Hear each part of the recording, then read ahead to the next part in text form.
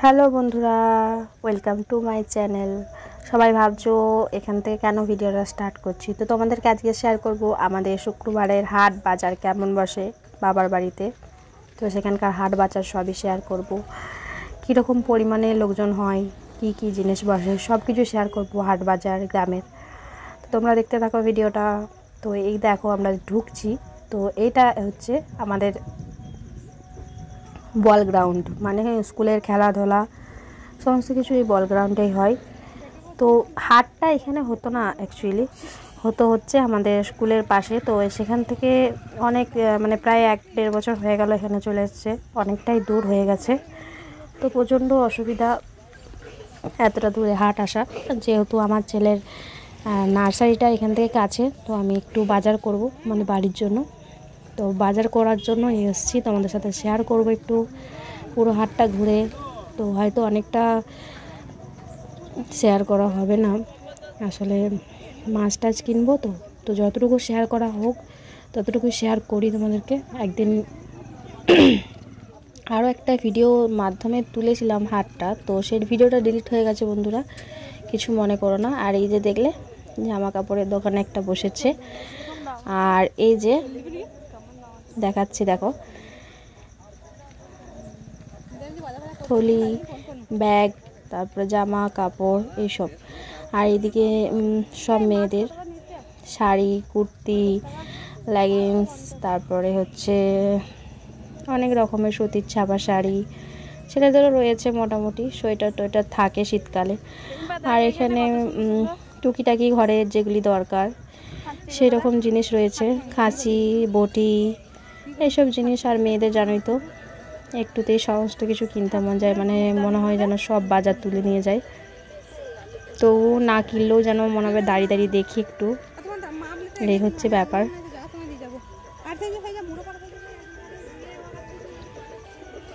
তো চলো আমরা এবার চলে যাই সামনের দিকে। আর এখানে বন্ধুরা এই যে ঠাকুরের যে ধূপকুচি, তারপরে হচ্ছে জল দেওয়ার গ্লাস, থালা খুব সুন্দর সুন্দর রয়েছে। আর দেখতেই পাচ্ছ প্রচুর পরিমাণে সাইকেল রাখা রয়েছে। আর এদিকে হচ্ছে মশলা কটার মানে যে বসে আর কি, সে বসেছে। তারপরে পাঁপড় রয়েছে নানান রকমের, কলাই রয়েছে নানান রকমের, এসব রয়েছে। তো একটু দেখছিলাম কত রকমের পাঁপড়, কত রকমের কলাই, সব রকমেরই কলাই আছে, পাঁপড় আছে। আর সবাই নিচ্ছে, মোটামুটি টুকিটাকি কেনাকাটা হচ্ছে।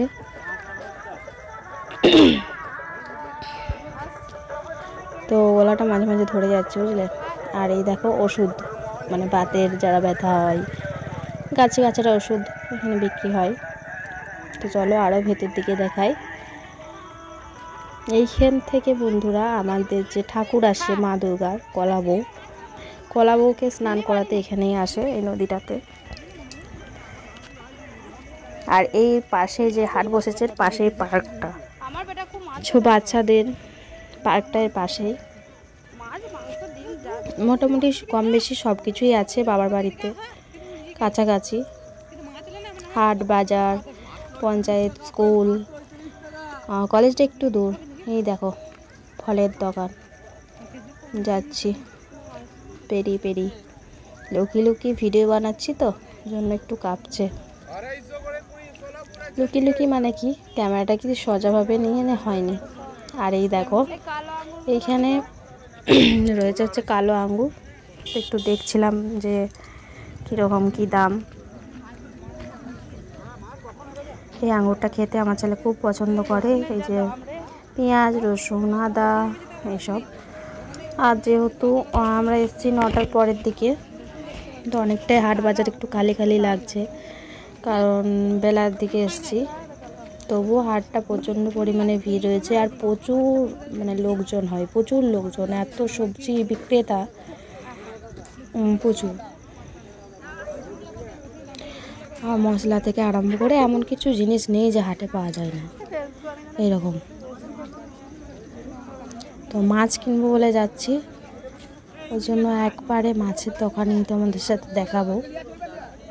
পুরো হাটটা হয়তো ঘোরাতে পারবো না, তবে যেটুকু যেতে যেতে ভিডিও হচ্ছে সেটুকুই দেখালাম তোমাদেরকে।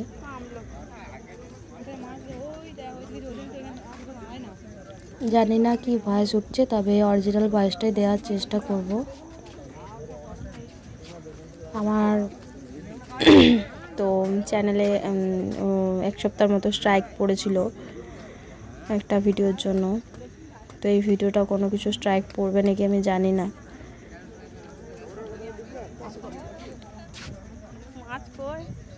এটা সেরকম কিছু নেই। এই দেখো মাছের বাজার, মাছ সবাই নিচ্ছে। বাটাই মাছ আছে, পাঙাশ মাছ আছে, সিলভার আছে। বেলার দিকে এসেছি তো বেশিরভাগ মাছই বিক্রি হয়ে গেছে।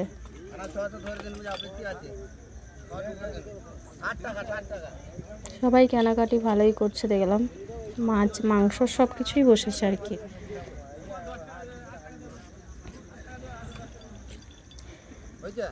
সিলভার মাছগুলো 100 টাকা কেজি, আর এই যে বাটাই মাছগুলো দেখছো এগুলো হচ্ছে 160 টাকা। আর পাঙাশ মাছ তো খাই না, ওই জন্য জিজ্ঞাসাও করিনি। খায় না বলতে খাই, মানে এখানে শ্বশুরবাড়িতে নিয়ে আসা হয় না আর কি, কেউ পছন্দ করে না বলে। বাবার বাড়িতে খাওয়া হয়। এইদিকেও জিজ্ঞাসা করলাম সিলভারগুলো কত দাম, বললো 120। ওই জন্য এখানে নিলাম না, পাশে নিলাম, যেহেতু বড় মাছ এরকম নেই। আর সবার কাছে দাম দর করেই তো নিতে হবে, তাই না? কেনা হয়েছিল, মাছ কিনেছিলাম, একটা থলি কিনেছিলাম, আঙ্গুর কিনেছিলাম ছেলের জন্য। হ্যাঁ, টমেটো নিয়েছিলাম, টমেটো খুব সস্তায় পেয়েছিলাম। 1 কেজির মতো নিয়েছিলাম 8 টাকায়।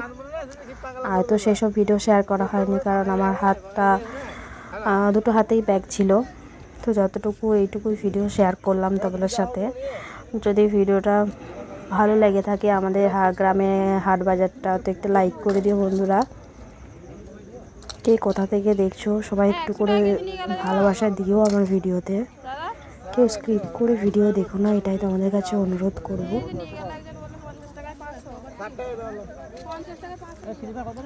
তো চলো, এটুকুই হাট বাজারের ভিডিওটা ছিল।